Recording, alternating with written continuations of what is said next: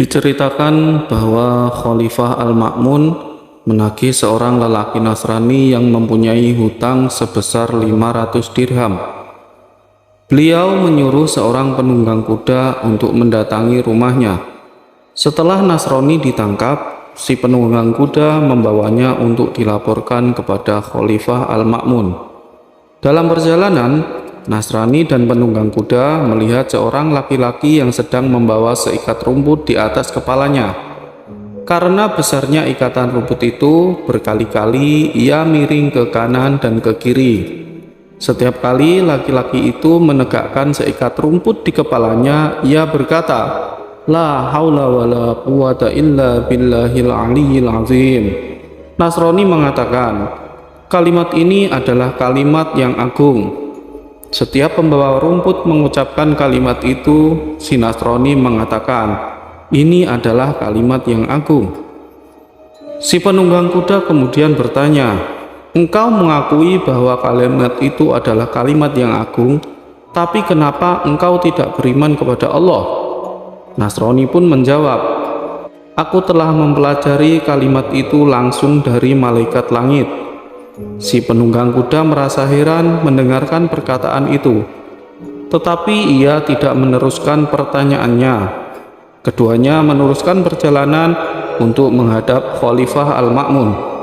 Setelah sampai di hadapan Khalifah, si penunggang kuda menyerahkan laki-laki Nasrani itu dan menceritakan kata-kata Nasrani yang didengarnya dalam perjalanan.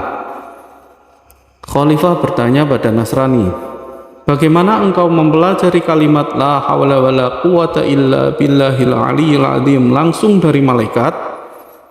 Nasrani menjawab dengan jawaban yang sangat panjang. Aku mempunyai paman yang kaya. Pamanku mempunyai putri yang sangat cantik.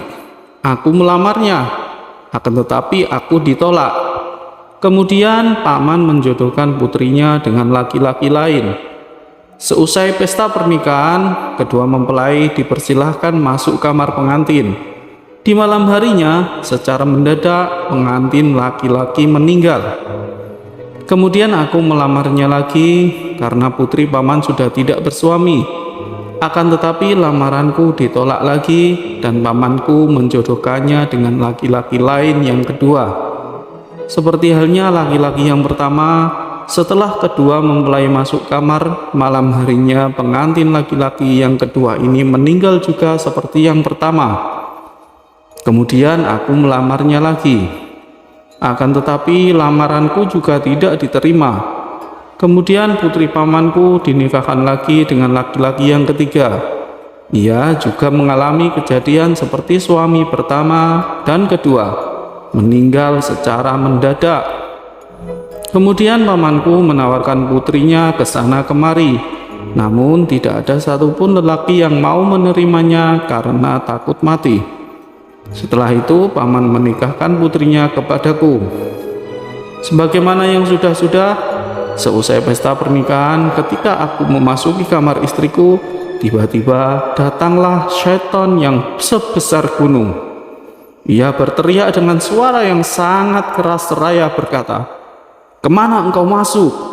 Aku menjawab, kepada istriku.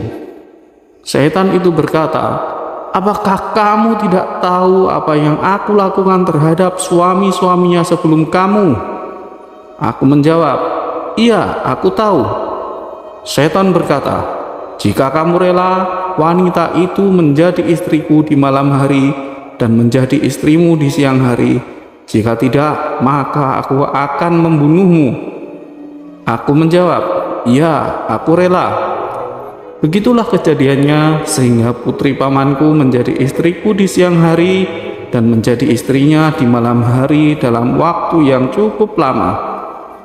Kemudian pada suatu malam, syaitan itu berkata kepadaku, pada malam ini aku akan pergi ke langit untuk mencuri suara-suara malaikat. Padahal malam ini adalah giliranku.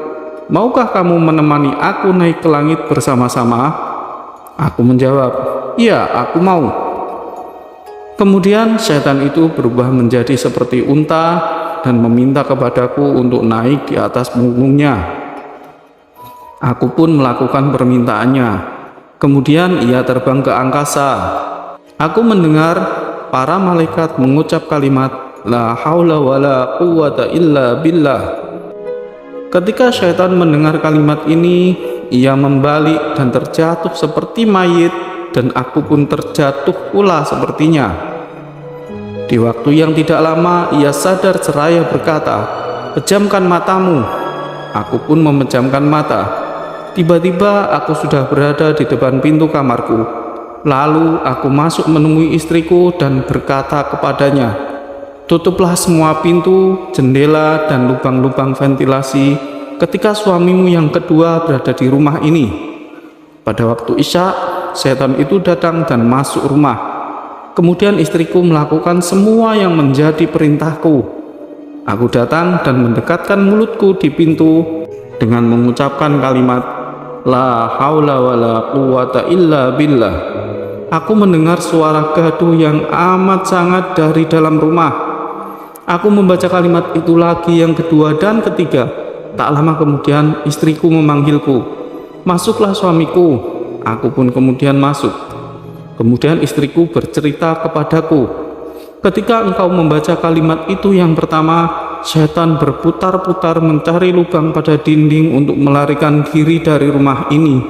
Tetapi ia tidak menemukannya. Ketika engkau membaca kalimat itu yang kedua, turunlah api dari langit, maka api itu mengepungnya. Ketika engkau membaca kalimat yang ketiga, setan itu terbakar sehingga menjadi abu. Sekarang kita telah diselamatkan Allah dari bahaya setan yang dilaknat." Ketika Khalifah Al-Ma'mun mendengar jawaban yang panjang dari Nasrani itu, ia melepaskannya dan membebaskan 500 dirham yang menjadi hutangnya.